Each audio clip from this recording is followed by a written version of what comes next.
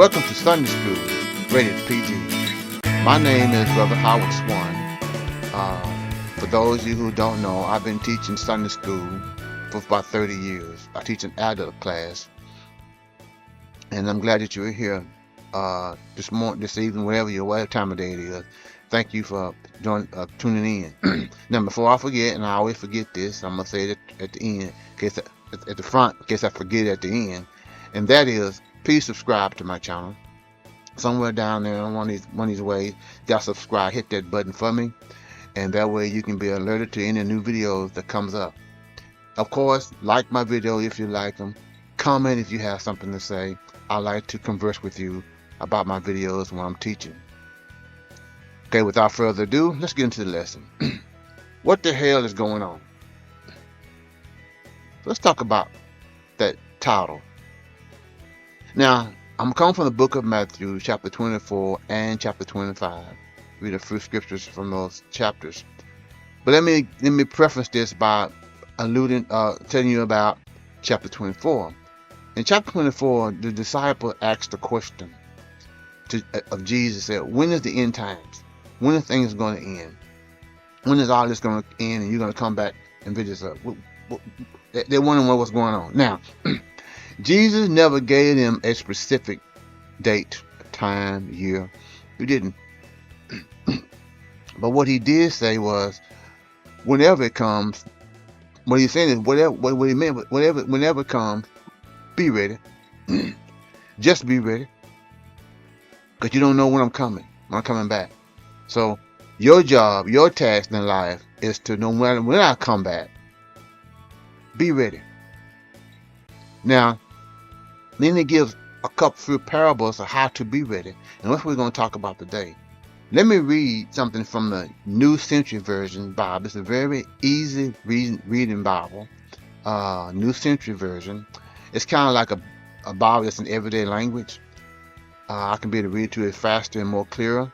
So follow along. If you have whatever version you have, please follow along if you can. But let me read this. I'm reading, by the way, from chapter 25, Matthew chapter 25, verse 34 through 40. And then I'm going to read 41 through 46, chapter 25. Okay? Let's read. Let me read it.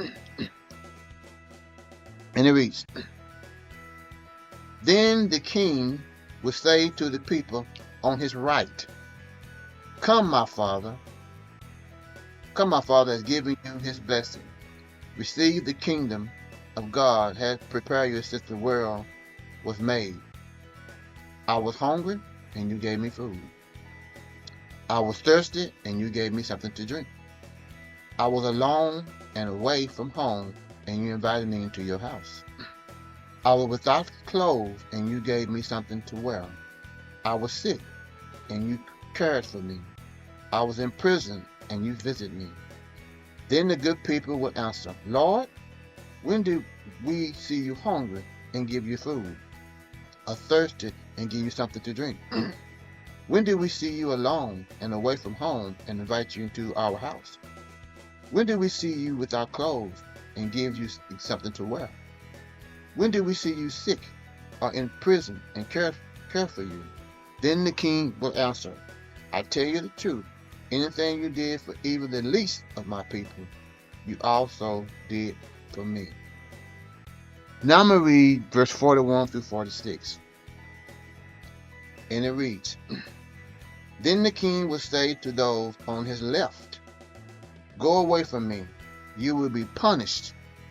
Go into the fire that burns forever, was prepared for the devil and his angel. That's hell, by the way. I was hungry and you gave me nothing to eat. I was thirsty and you gave me nothing to drink. I was alone and away from home, and you did not invite me into your house. I was without clothes and you gave me nothing to wear. I was sick and in prison, and you did not care for me. Then the people would answer, Lord, when did we see you hungry or thirsty, alone and away from home without clothes, or sick or in prison? When did we see these things and not help you? Then the king will answer, I tell you the truth. Anything you refuse to do for even the least of my people here, you refuse to do for me. These people will go off and be punished forever, but the good people will go to live forever. Now I'm sure you saw the contrast between 34 and 40 and 41 and 46. Let me explain the contrast, because it's important that we get this. The contrast is this. In verse 34 through 40, Jesus is talking about people who help other people who are poor, people who are downtrodden, people who are fall down in luck, if you will. Forgive the word luck, but they have hard times, and there are people who help them. And I don't know why they're down in luck. I don't know why they need clothes. I don't know why they're having a hard time finding somewhere to stay. I don't know. It doesn't say. But what the Bible does say, what Jesus is saying, this is Jesus talking. He said, when you saw these people, you helped them. You gave them something to eat. You gave them something to drink. You visit them in the prison. You visit them in the homeless shelter. You helped them out. That's what he's saying. He said. Then they said, "Well, no." He said, "Okay, that's fine. That's good. But here is the key part of that." Jesus is saying, when you did these things for these people who are downtrodden, these people who have don't have anything to eat, it's like you did it to me. It's like you being good to me. Now, like I said about verse 24, it said, "Be ready." Well, here's how he knows that you're ready. Because you're doing his will. Because you're doing what he's telling you to do.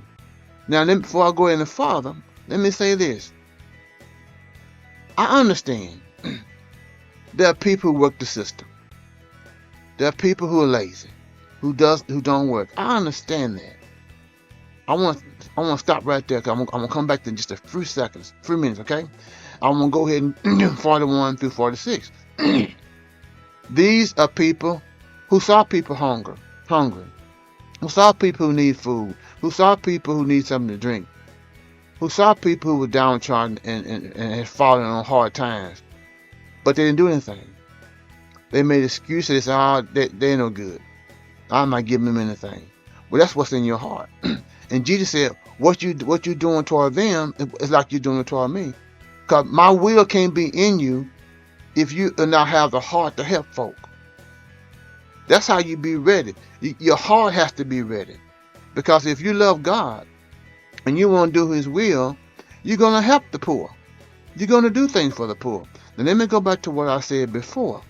I understand. I get it. There are people who work the system, who are lazy, who won't do anything, who just always want to hand out.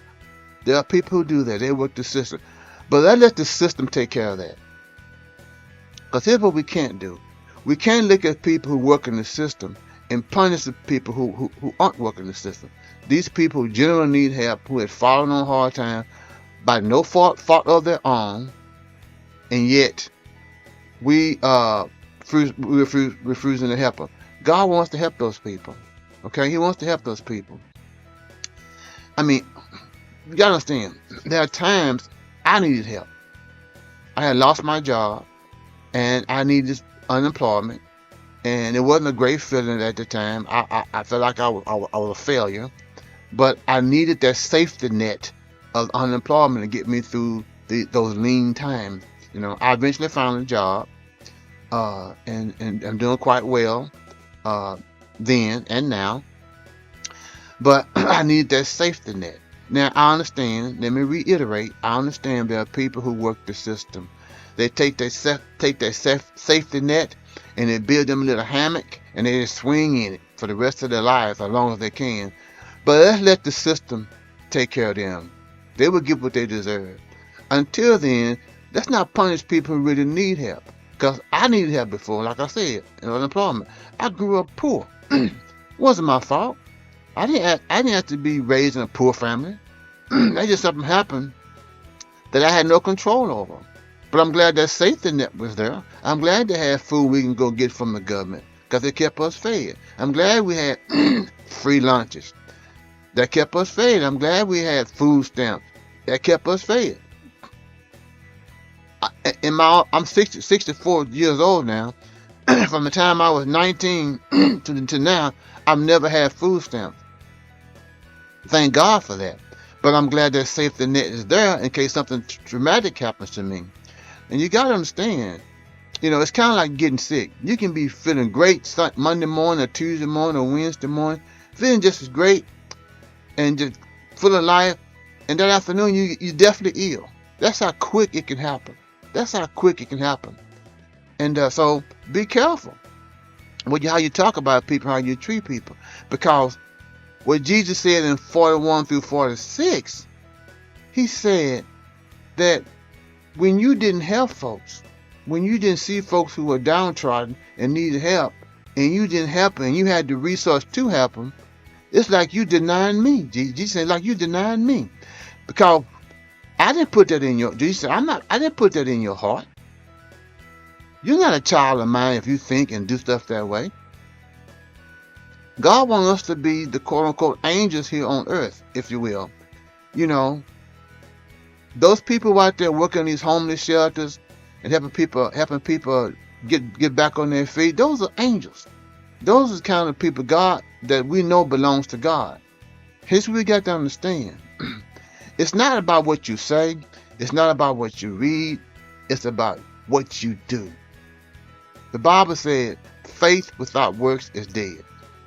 In other words, only evidence I have if you're a Christian or not is what I see you do.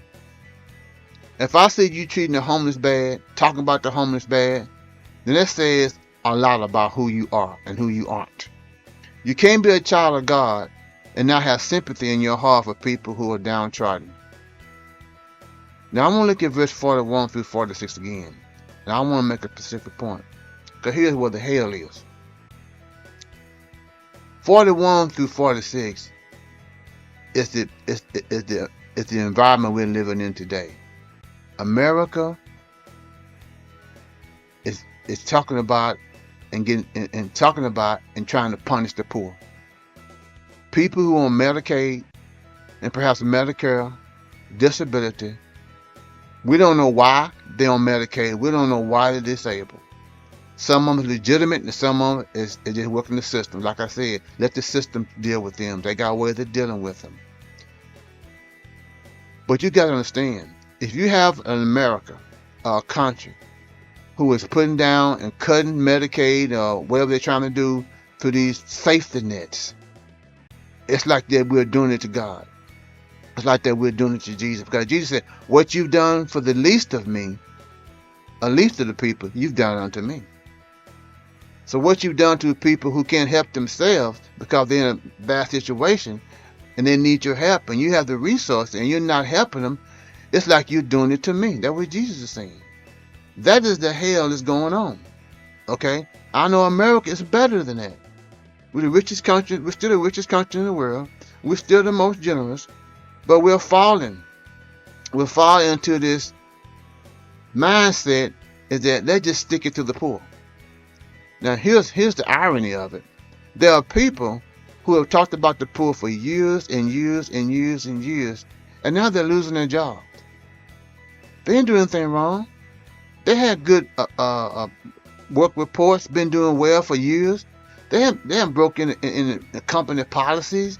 They haven't have a lot of absences. They haven't done anything bad. But now all of a sudden they're losing their jobs. And guess what they need? They need the safety net. And that's the strange irony. Is America is attacking the safety net that these people losing their job need. They need unemployment. Some of them are going to need Medicare. Because once you lose your job, you lose your health benefits. And health benefits is most of the time, or majority of the time, your health benefits on your job is more valuable than your check. So now you're in a position where you need that safety net, and America is trying to cut that safety net up, and there's nothing there. And let me tell you, Jesus doesn't like that. He's telling you, these are the people that are going to be punished. Now, let's specify something. He's not punishing these people to go to hell because they aren't feeding the homeless. That's not why he's punishing them. He's punished because they don't have the heart of Jesus. They don't have the heart. If you don't have the heart of Jesus, then you cannot be one of his children. That's what he's saying. The people who look down on other folks and won't feed and don't have any sympathy, don't have any compassion, these can't be my children. So it's your attitude, it's the way you are that sends you to hell. Not that you don't feed the homeless. Because I give to homeless shelters at least once a month, sometimes a bigger check twice a year. Okay, because that's what's in my heart. Okay, that's what Jesus put in my heart. I'm compassionate like that. I'm compassionate like Jesus.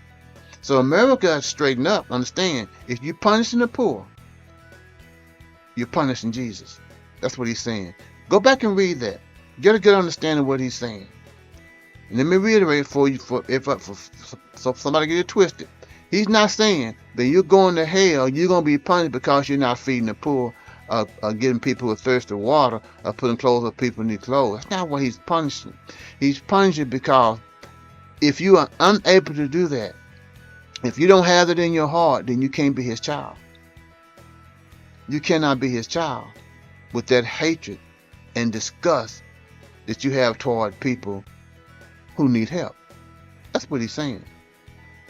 So I'm asking you, make sure that you're doing God's will. I don't care what America is doing. I don't care what they're trying to do to the poor. You need to do call your congressman if you have to do that. But you need to do what you need to do to help folks out. If you have the resources, if you have the time, do that. And I hope that America live up to his creed and to help folks. We are the very generous country. I don't want us to lose that, because God blesses America when we're benevolent toward folks. He blesses America for that, and he'll bless you for that, because you know he knows that you belong to him if you have the heart that he gives you and you use it to help other folks. So let's make this a better place to live. Let's make America like we want America to be. A benevolent country, a country who cares for the poor, who cares for the downtrodden, who cares for people who need help, who want to make sure their safety net is always there. So let me tell you, one day you may need that safety net. God bless you. And make sure you subscribe to my channel. And if you have any questions or comments, please comment. I will read them. And like my channel. And I hope you hope we both learned something from what I'm saying today. I'm not here to chastise anybody. I'm not here to make people feel bad. I'm just here to spread the word of God, because I want everybody to be of God. God bless you and keep you, and have a wonderful day.